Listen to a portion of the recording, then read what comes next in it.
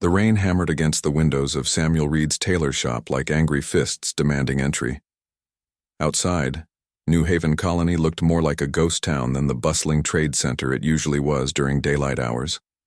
The storm had driven everyone indoors, leaving the streets empty except for the occasional piece of debris tumbling through the wind. Samuel didn't mind the quiet. In fact, he preferred it. The silence gave him space to think, to focus on the delicate work spread across his table. 6 sleeves lay before him, each one requiring different measurements and techniques. His current client was a Helix diplomat named Ambassador Krite, whose species possessed 6 arms that moved independently and required clothing that wouldn't restrict their complex gesturing patterns. The challenge excited Samuel more than it should have. Most tailors in the galaxy stuck to human clothing or the basic robes that fit most humanoid species.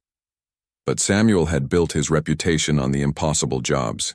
He was the man you came to when you needed a wedding dress for a gas-based life form, or formal wear for someone whose body temperature could melt standard fabrics. His fingers moved with practiced precision as he worked with the special heat-resistant thread imported from the Corvin systems.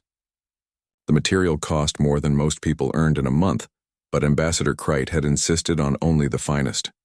Samuel understood the importance of appearance in diplomatic circles. A poorly fitted garment could accidentally insult an entire species if it suggested their physiology was unimportant. Thunder crashed overhead, making the old building shudder. Samuel paused, listening to the storm's fury. He'd been working since sunrise, and his back ached from hunching over the table. His coffee had gone cold hours ago, but he didn't want to break his concentration. The Helix diplomatic mission was scheduled to depart in 3 days, and this commission was too important to rush or ruin. A strange sound cut through the storm's noise. Samuel lifted his head, frowning. It wasn't thunder or wind. It sounded like scratching coming from somewhere inside his shop. He set down his needle and thread, listening carefully. There it was again, a desperate scraping noise from the direction of his fabric storage room. His first thought was rodents. New Haven's ecosystem was still adapting to human presence, and local creatures sometimes found their way into buildings during storms. But this sounded different, more purposeful somehow. Samuel grabbed a flashlight from his drawer and walked toward the back of his shop. The storage room door stood slightly open, though he was certain he'd closed it earlier. The scratching grew louder as he approached, accompanied by what sounded like tiny whimpering sounds. Samuel pushed the door wider and shined his light inside. What he found made him freeze in shock. Huddled between 2 bolts of Alteran silk was a creature unlike anything he'd ever seen. It was small, no bigger than a house cat, with scales that caught the flashlight beam and threw it back in prismatic rainbows. Despite its size, the creature's basic shape was unmistakable. It had 4 legs, a long neck, wings folded against its sides, and a tail that curled around its body protectively. A dragon. An actual dragon. Samuel had seen pictures in old Earth mythology books, but this was real, breathing and obviously injured. One wing hung at an awkward angle, and dark fluid that might have been blood stained the silk beneath it. The creature's eyes opened as his light hit them, revealing intelligence that took Samuel's breath away. Those eyes held pain and fear, but also something else. Hope, maybe, or recognition, as if the creature understood that it had found help. Samuel's practical nature kicked in before wonder could paralyze him. Injured was injured, regardless of species or impossibility. He knelt slowly, making his movements as non-threatening as possible. The dragon watched him approach but didn't try to flee or attack. Its scales, which had been a dull silver color, began shifting to warmer hues as Samuel got closer. "Easy there, little one," Samuel murmured, his voice soft and steady. "I'm going to help you, all right? Just stay calm." The dragon's wing was definitely broken, but the break looked clean. Samuel had no idea about dragon anatomy, but he understood basic principles of setting bones from his years of treating human injuries. Living on a frontier colony meant everyone learned some medical skills. He gathered supplies from around his shop, improvising as he went. A thin strip of flexible metal from his measuring tools would serve as a splint. Soft cotton padding would protect the wing from pressure. Thread designed for heavy-duty repairs would hold everything together without being too restrictive. The dragon remained perfectly still as Samuel worked, as if it understood that cooperation was necessary for healing. Its scales continued shifting color, moving from silver through gold to warm amber. Samuel found himself talking to the creature as he worked, explaining what he was doing in the same soothing tone he used with nervous clients. "This might hurt a bit, but I need to align the bone properly," he said, gently manipulating the wing. The dragon made a small sound that might have been acknowledgement. "There we go. Now I'll secure this splint and you'll need to keep the wing still while it heals." As Samuel wrapped the bandages, he marveled at the creature's trust. It had appeared in his shop during one of the worst storms in months, injured and helpless, and somehow decided he was safe. The responsibility of that trust settled on his shoulders like a familiar weight. The storm continued raging outside as Samuel finished his makeshift medical work. The dragon's scales had settled into a warm golden color that seemed to glow softly in the dim light. Samuel realized he was looking at contentment, maybe even gratitude. "You can't stay in the storage room," Samuel said, mostly to himself. "Too cold and cramped. Let's get you somewhere more comfortable." He cleared a space near his work table and arranged soft fabrics into a makeshift nest. The dragon allowed itself to be gently lifted and settled into the improvised bed, where it curled up with a soft sigh. Samuel sat back on his heels, suddenly aware of how completely his life had changed in the space of an hour. A dragon. A real, living dragon in his tailor shop. Samuel had no idea what species it was, where it had come from, or what he was going to do with it. But as he watched the creature's breathing settle into peaceful sleep, its scales maintaining that warm golden glow, he knew one thing with absolute certainty. He was going to take care of it. The storm could rage outside all it wanted. Inside his shop, a new kind of magic had taken root, built from the simple human instinct to nurture and protect those who needed help. Samuel returned to his work on the Helix diplomat's robes, but his attention kept drifting to the small dragon, sleeping peacefully beside his table. Tomorrow would bring questions and complications he couldn't imagine. Tonight, there was only the quiet satisfaction of a good deed done and a trust accepted. Samuel Reed, master tailor of New Haven Colony, had found his most important client yet. Ember knocked over another bolt of fabric, her tail sweeping it to the floor as she tried to navigate the increasingly cramped tailor shop. What had once been spacious enough for Samuel and his work had become an obstacle course now that his unexpected house guest had grown from cat-size to the dimensions of a large dog. Samuel looked up from his sewing machine and sighed, though not with frustration. 3 months of living with a dragon had taught him patience he never knew he possessed. Ember's scales shifted to a sheepish blue-green as she realized what she'd done, her head drooping in what Samuel had learned was dragon body language for apology. "It's all right, girl," Samuel said, standing to retrieve the fallen fabric. "We both need to adjust to your new size." Ember had proven herself to be remarkably intelligent. Within the first week, she'd learned to recognize different types of fabric and their proper storage locations. By the second week, she was helping Samuel organize his workspace with a precision that amazed him. Her claws, despite their sharpness, could handle delicate materials with a gentleness that put human fingers to shame. The real breakthrough had come when Samuel was struggling with a particularly difficult commission for a Centaurian merchant. The client's skin secreted oils that stained most fabrics, and Samuel had been racking his brain trying to find a solution.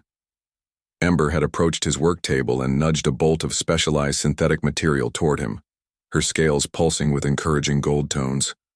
The fabric had been perfect, better than perfect actually. Not only did it resist staining, but when the Centaurian tried on the finished garment, he'd claimed it made him feel more confident than he had in years. That had been the beginning of Samuel's understanding that Ember was something truly special. Word of the human tailor and his dragon companion spread quickly through New Haven's diverse population. What had started as curiosity became genuine appreciation, as Samuel's clients experienced something unprecedented in their shopping experiences. Ember seemed to possess an uncanny ability to sense what each customer needed, both practically and emotionally. When the elderly Rigelian professor visited the shop for new academic robes, Ember's scales had shifted to soothing purples and blues that seemed to ease the anxiety written across the old alien's features.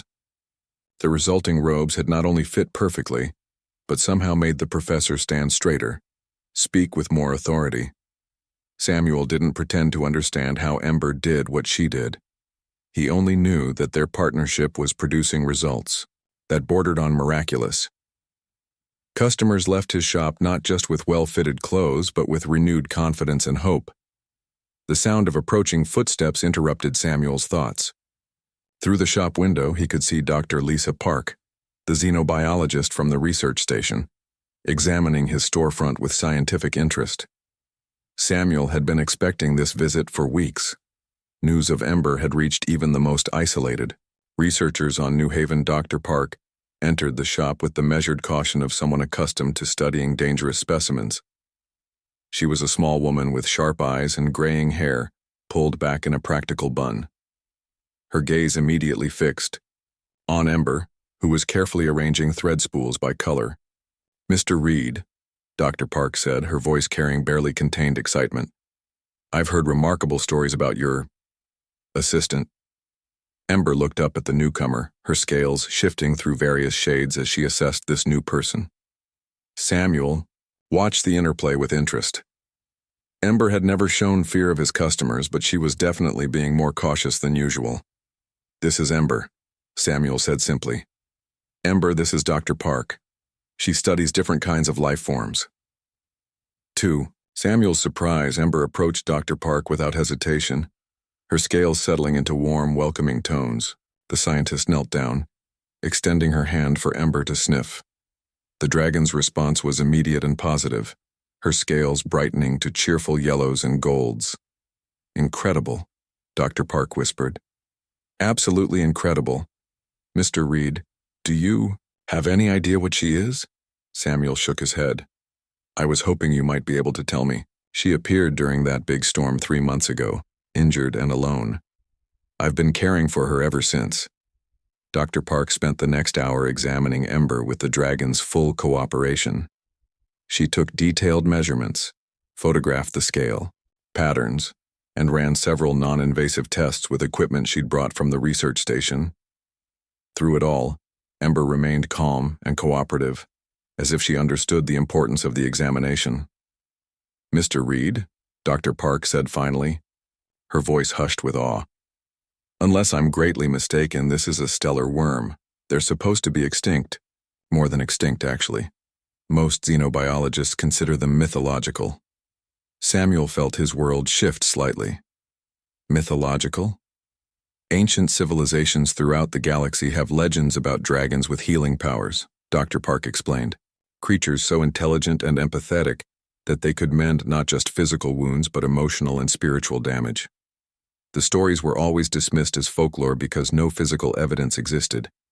She gestured toward Ember, who was back to organizing Samuel's supplies. "But look at what she does. Your customers don't just leave with clothes, do they?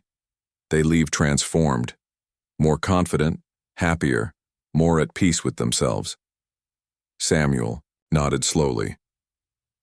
"I noticed that pattern, but I thought it was just good tailoring." "It's not just the tailoring, though. That's clearly exceptional," Dr. Park said. "It's her influence. Stellar worms were said to be natural healers, able to sense what each individual needed most and provide it through their mere presence." As if responding to the conversation about her, Ember approached Samuel and nuzzled his hand affectionately. Her scales glowed with warm contentment, but underneath Samuel sensed something else. Sadness, maybe, or loneliness.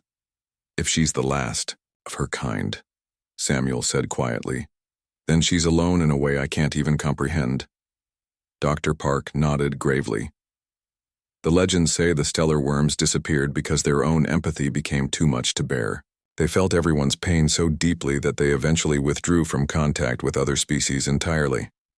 Samuel looked down at Ember, who was now curled up at his feet, her scales pulsing gently with the rhythm of her breathing. "But she doesn't seem to be withdrawing. She's getting more social every day." That's what makes this so remarkable, Dr. Park said. According to the myths, stellar worms could only survive their empathic abilities if they had a strong emotional anchor, a bond with someone who could share the burden of all that feeling.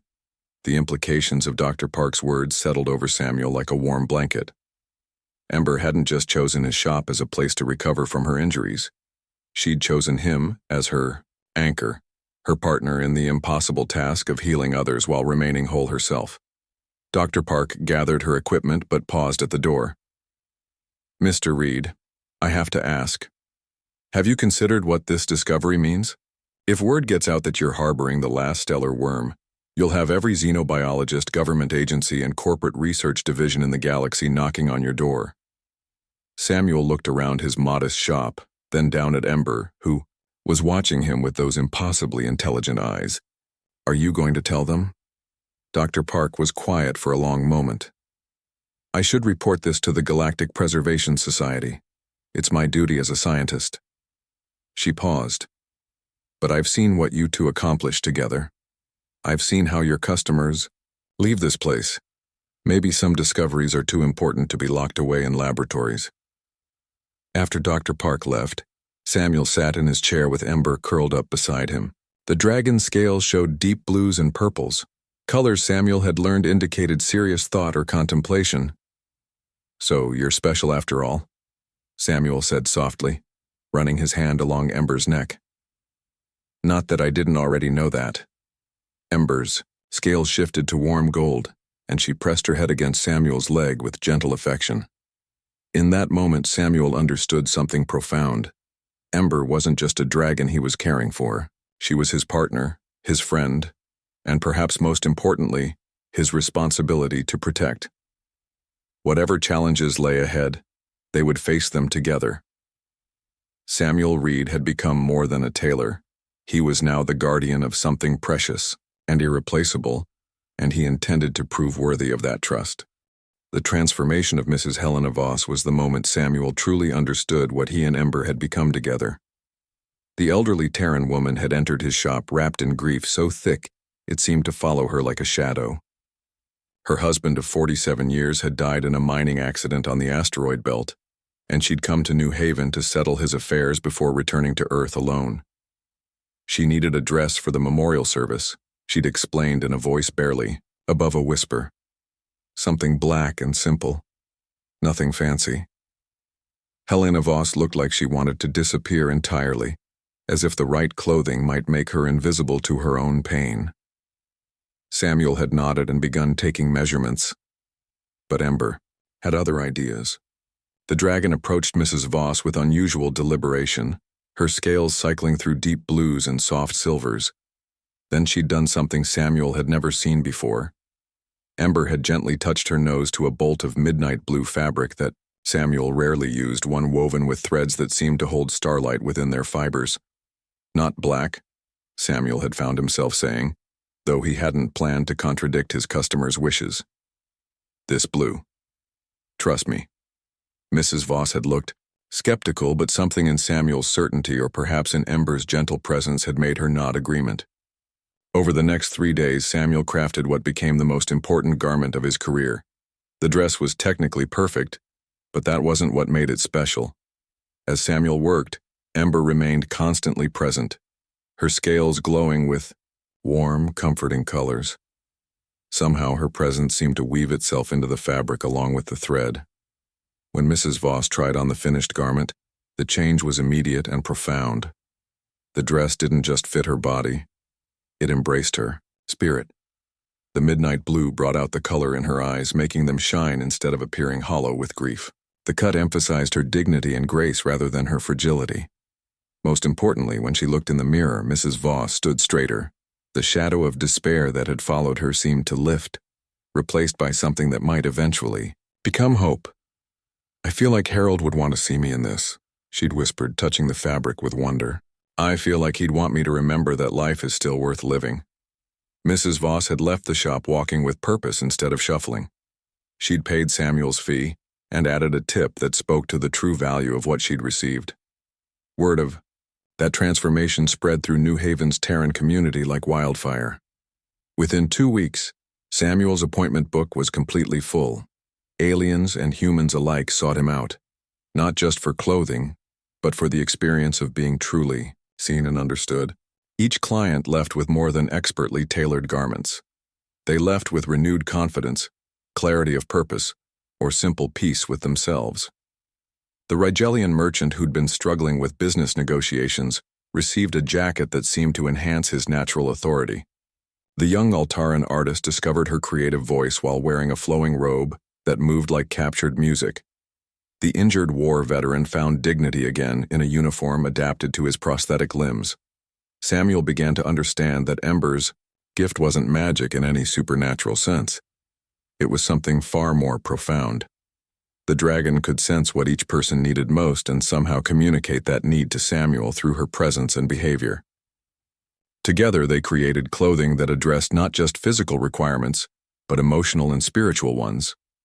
The partnership worked both ways.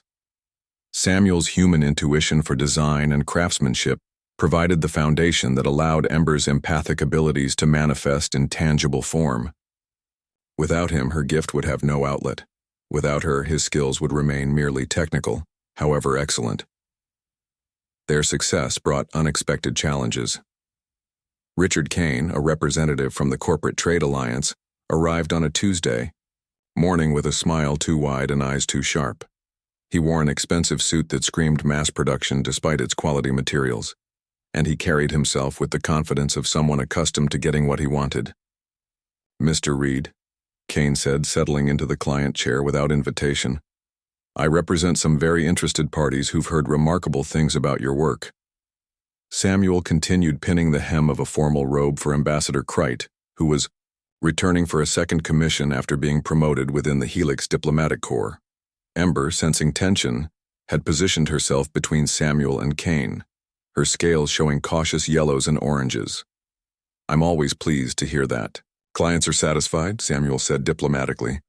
Kane laughed, a sound that held no genuine humor. "Satisfied? Mr. Reed, you're being modest. Our research suggests that your garments produce measurable improvements in the wearer's psychological state. The commercial applications are extraordinary." The word research made Samuel's hands pause in their work. "You've been studying my clients?" "Public behavior analysis only, I assure you," Kane said quickly. "But the pattern is undeniable. People who purchase your clothing demonstrate increased confidence, improved decision-making, and enhanced social interactions. Do you understand what that means?" Samuel resumed his pinning, though his movements were more controlled than before. "It means I'm good at my job. It means you've discovered something that could revolutionize the fashion industry," Kane said, his excitement breaking through his professional veneer. "Imagine clothing that actually improves people's lives, mass-produced and available throughout the galaxy. The Corporate Trade Alliance is prepared to offer you a very generous buyout for your techniques and any proprietary methods you use." Ember's routine scales had shifted to warning reds and deep purples. Samuel could feel tension radiating from her, and her distress made his own protective instincts flare. "I'm not interested in selling," Samuel said firmly. Kane's smile faltered slightly. "Perhaps you don't understand the scope of what we're offering. Full ownership of your techniques, a substantial licensing fee, and the resources to expand your operation across multiple systems. You'd never have to worry about money again.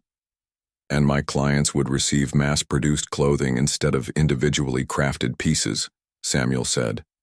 "I don't think that would have the same effect. With proper research and development, we could replicate your methods," Kane pressed. "Think of how many people you could help if your techniques were widely available." Samuel set down his pins and looked Kane directly in the eyes.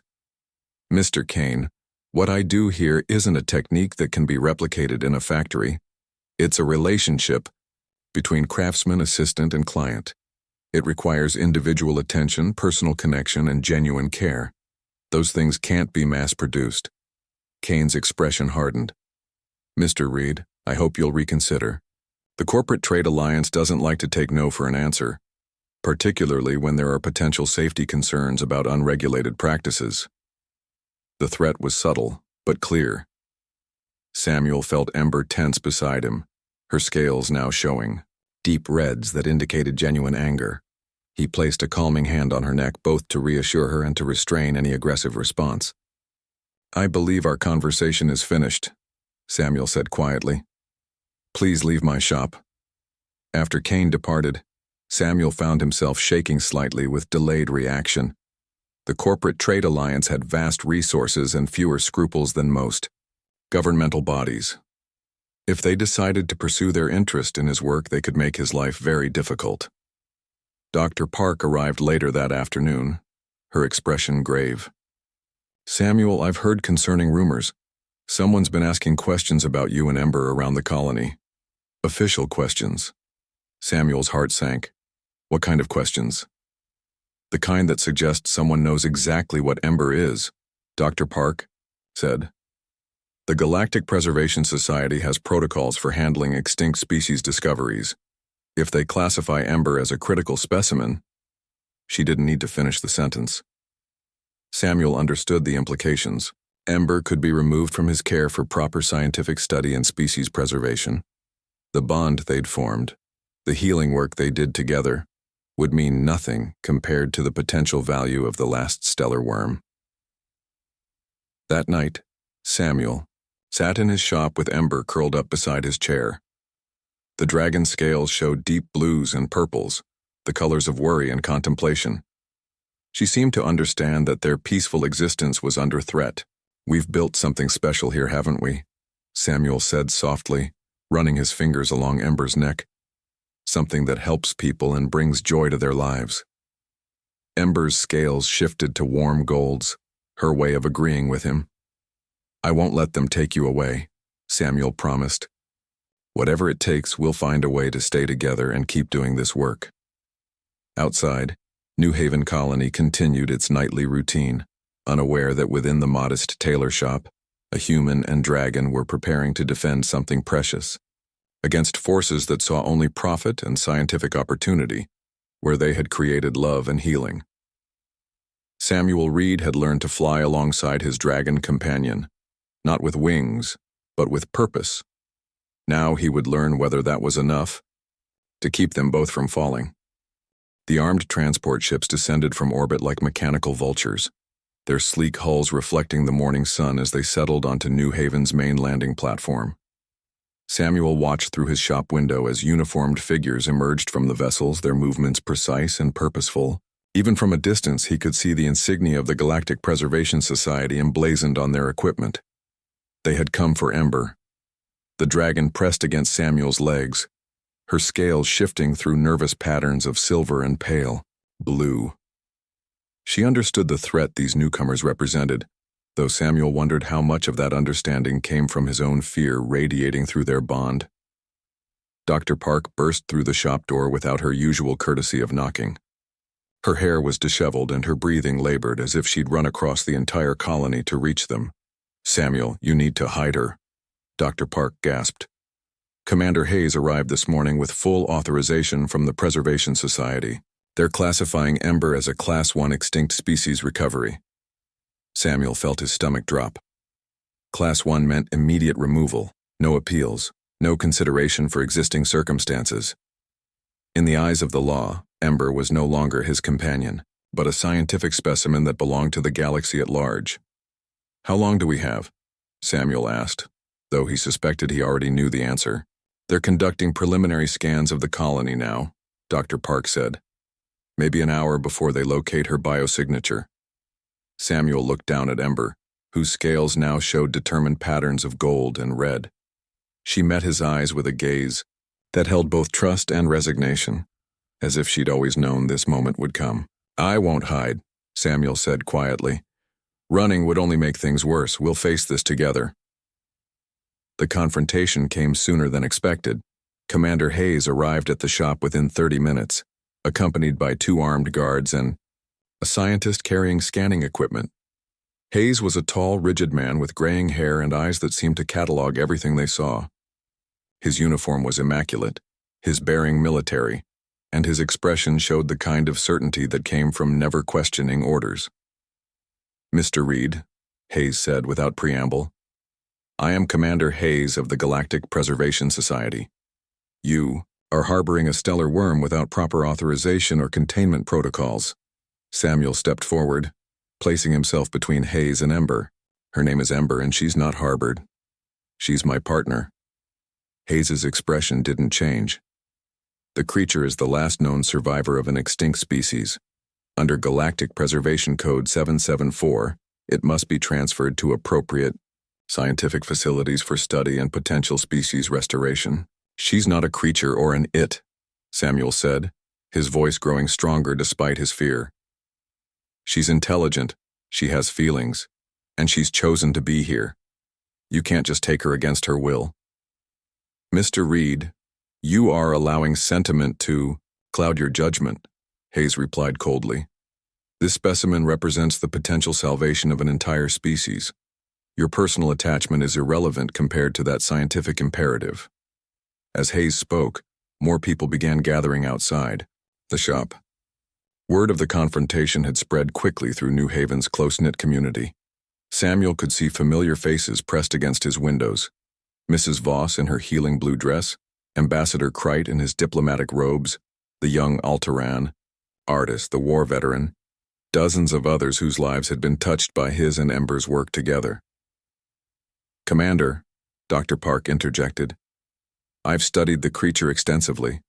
The separation you're proposing could cause severe psychological trauma. Stellar worms are empathic beings who form deep emotional bonds. Hayes turned his cold gaze toward her. Dr. Park, your preliminary research notes are exactly why immediate action is necessary. The longer this inappropriate bonding continues, the more difficult proper scientific study becomes. Samuel felt Ember move beside him, stepping forward despite the obvious danger. Her scales began cycling through the full spectrum of colors, starting with the warm golds of affection and moving through the calming blues she used with distressed clients, the encouraging purples that brought out confidence, the healing greens that seemed to mend broken spirits. The effect on the gathering crowd was immediate and profound. The tension that had been building as more colonists arrived began to ease. Instead of anger, Samuel saw wonder in their faces. Instead of fear, he saw recognition and love for the dragon who had brought so much healing to their community. Even Hayes's guards seemed affected, their rigid postures relaxing slightly as Ember's empathic influence washed over them. But Hayes himself remained unmoved, his face set in lines of stubborn determination. Cease this display immediately, he ordered. You're only demonstrating why the specimen requires proper containment. Samuel felt something shift in the crowd behind him. Ambassador Kreit stepped forward, his 6 arms moving in the complex gestures of diplomatic authority. Commander Hayes, the Helix diplomat said, his translator rendering his words in formal tones. I invoke diplomatic privilege. This establishment has provided essential services to my government. Any disruption of its operations must be reviewed through proper diplomatic channels. A Rigelian professor emerged from the crowd, his academic robes rustling with indignation. This is unconscionable. You're treating a sentient being like laboratory equipment. Mrs. Voss surprised everyone by pushing forward, her elderly frame vibrating with protective fury. That dragon saved my life, not literally, but in every way that matters. You'll have to go through me to take her. More voices joined the protest. The war veteran, the shy merchant, the dozens of clients whose lives had been transformed by Samuel and Ember's partnership. They formed a protective circle around the shop, their faces showing a determination that matched Hayes's own. Samuel realized that Ember had done more than heal individual clients. She had created a community bound by shared experience of hope and transformation. These people weren't just defending a dragon. They were defending the source of their own healing. Hayes surveyed the crowd with growing frustration. This is not a democracy, he said sharply. I have legal authority that supersedes local sentiment. But you don't have moral authority, Samuel said quietly. And you don't have the right to destroy something beautiful just because it doesn't fit your procedures. For a moment, silence stretched between them. Then Ember moved again, approaching Hayes with deliberate steps. Her scales shifted to the deep blues of sadness and understanding, colors that seemed to acknowledge the commander's loneliness and the rigid duty that had become his prison. Hayes stared down at the dragon, his expression wavering for the first time. Samuel saw something crack in the man's cold facade, a glimpse of the person buried beneath years of military regulations and bureaucratic necessity. "I have orders," Hayes whispered, and for the first time he sounded uncertain. Ember's scales shifted again, this time to gentle golds of compassion and forgiveness. She touched her nose to Hayes's hand in a gesture so simple and trusting that several people in the crowd gasped audibly. Hayes jerked his hand back as if burned, but Samuel had seen the moment of recognition in the commander's eyes. For just an instant, Hayes had felt what everyone else experienced in Ember's presence. The possibility of healing, of connection, of being truly understood. "Stand down," Hayes said to his guards, his voice hoarse with emotion he was trying to suppress. The crowd began to murmur with hope, but Hayes wasn't finished. "I'm calling for reinforcements and a full containment team," he continued, his military bearing reasserting itself. "This situation is beyond local jurisdiction. The specimen will be removed within 48 hours. As Hayes and his team departed, the crowd remained around Samuel's shop, but their victory felt hollow. They had won a battle, not the war. In 2 days, more ships would come, probably with authorization that no amount of community support could challenge. Samuel knelt beside Ember, running his hands along her neck as her scales showed the deep purples of contemplation and resolve. She was thinking, planning, preparing for whatever came next. "We knew this day might come," Samuel said softly. "The question is, what do we do now?" Ember looked up at him with those impossibly intelligent eyes, and Samuel saw something there that hadn't been present before. Not resignation, but decision. Whatever the dragon was planning, she had moved beyond fear into purposeful action. Outside, New Haven's twin moons were rising, casting silver light through the shop windows. Samuel had 48 hours to find a solution that would protect Ember while preserving the healing work they did together. He had no idea that the answer would come from the depths of space itself, carried on signals that even now were racing toward New Haven at the speed of light. Forces far older and more powerful than the Galactic Preservation Society had taken notice of Ember's empathic call, and they were coming home. The Deep Space Monitoring Station detected them first. 3 massive biosignatures approaching New Haven from the outer system, moving with purpose and intelligence, that made the automated sensors flag the readings as priority alerts. Dr. Park received the notification while she was helping Samuel prepare for what might be Ember's last day of freedom.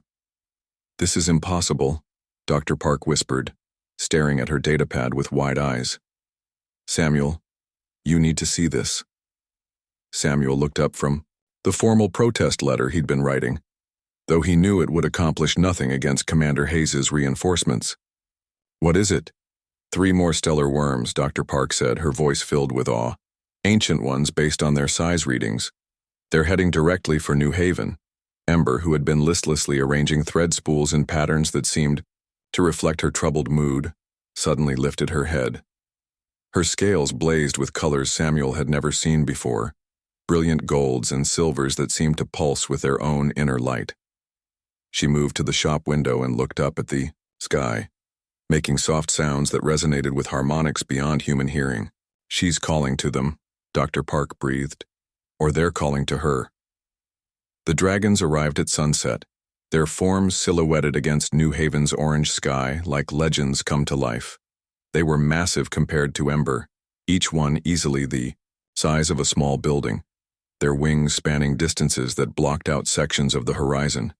Yet they moved with such grace that their landing in the colony's main square seemed as gentle as falling leaves. The colonists gathered at a respectful distance, humans and aliens alike staring in wonder at creatures that belonged to the realm of myth and ancient story. Commander Hayes emerged from his temporary command post, flanked by his guards and reinforcement teams, but even his military composure cracked in the face of such majesty. The eldest of the 3 dragons approached Samuel's shop with deliberate steps that made the ground tremble. Her scales were deep blue-black, shot through with patterns of silver that looked like captured starlight. Ancient wisdom radiated from her presence, along with a sadness so profound it brought tears to Samuel's eyes. Ember rushed outside to meet her elders, her own scales now blazing with joy and recognition. The reunion was wordless but profound, a communion of minds and hearts that needed no translation. Samuel watched from his doorway, feeling both privileged to witness such a moment and painfully aware of his own isolation from it. Dr. Park approached the eldest dragon with scientific curiosity tempered by deep respect. "I am Dr. Lisa Park," she said formally. "I study life forms, and I've been trying to understand what makes your species so remarkable." The dragon turned her ancient gaze toward the human scientist, and when she spoke, her voice resonated directly in their minds rather than through sound. "I am Starweaver," the mental voice said, carrying depths of meaning that made simple words seem inadequate. "We are the last of our kind, hidden in the deep cold between stars for longer than your species has drawn breath. We thought ourselves alone until the youngling's call reached us across the void." Samuel stepped forward, his heart pounding with the realization that everything was about to change. "Ember has been happy here. We've built something together, something that helps people." Starweaver's attention focused on Samuel with an intensity that made him feel transparent. "Yes," she said after a long moment. "We see what you have done, human who stitches more than cloth. You have given our daughter what we thought lost forever." "I don't understand," Samuel said. The second dragon, smaller than Starweaver but still ancient beyond human comprehension, moved closer. Her scales were deep green shot through with gold veins that pulsed like a slow heartbeat. "I am Dreamkeeper," this dragon said. "Long ago, our people tried to heal all the hurt in the galaxy.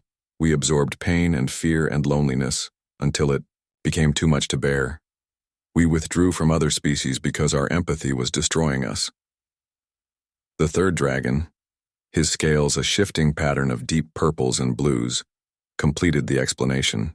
"I am Mindbridge. We survived by cutting ourselves off from the connections that gave our healing meaning. We became powerful but empty, wise but joyless. We thought this was the price of our gift." Starweaver's mental voice grew warm as she looked at Ember and Samuel standing together. "But the youngling has shown us another path. Through her bond with you, human, she has learned to share the burden of healing rather than carrying it alone. Your species' capacity for selfless love, combined with our empathic power, creates balance where before there was only sacrifice." Commander Hayes stepped forward, his authority seeming small and brittle in the presence of such ancient majesty. "Under galactic preservation protocols, all 4 specimens must be transferred to appropriate facilities for study and species restoration." The 3 elder dragons turned their attention to Hayes with expressions that made the temperature seem to drop several degrees. Starweaver's mental voice, when it came, carried the weight of eons. "Commander Hayes," she said, and something in the way she spoke his name made him visibly flinch. "You seek to preserve our species by destroying what makes us whole. Your facilities would be cages, your studies would be torture, and your restoration would create empty shells that carry our form but not our purpose." Hayes's face reddened with frustrated authority. "You don't understand the scientific importance of species preservation, the knowledge we could gain." "We understand," Dreamkeeper interrupted, her mental voice carrying gentle pity. "We understand the loneliness that drives you to control rather than connect. We see the fear that makes you treat living beings as objects to be studied. But we will not submit to your cages, nor will we allow you to separate what should remain joined."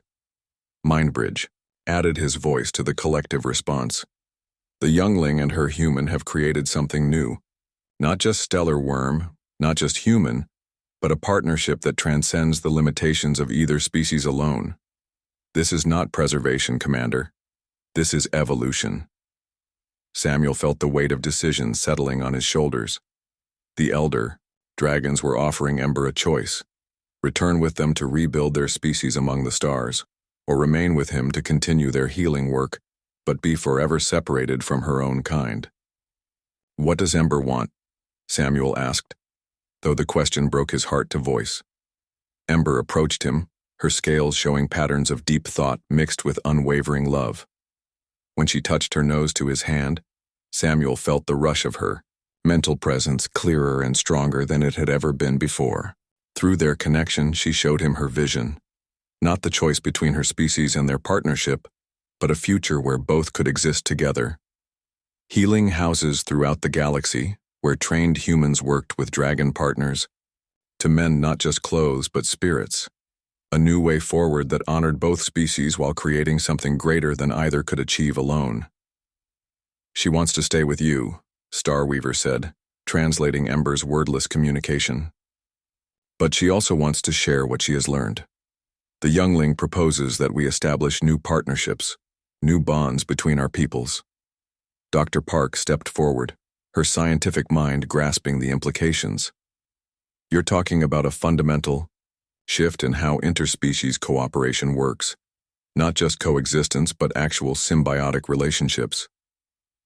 "The beginning of something unprecedented," Mindbridge agreed. "Humans have a gift for nurturing and connection that we lost in our isolation. We have empathic abilities that can heal wounds your species cannot even perceive. Together, we could accomplish what neither could achieve alone." Commander Hayes looked around at the gathering crowd, the ancient dragons, and the obvious bond between Samuel and Ember. For the first time since his arrival, uncertainty clouded his features. "My orders are clear," he said, but his voice lacked its former conviction.